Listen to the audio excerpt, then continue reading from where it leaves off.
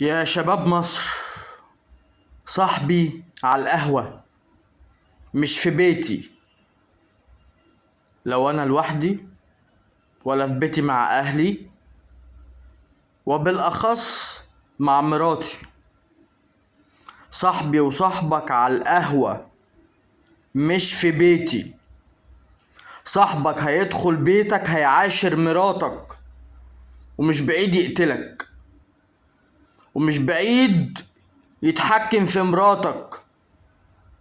صاحبي وصاحبك على القهوة مش أنا وصاحبي نعاشر مراتي.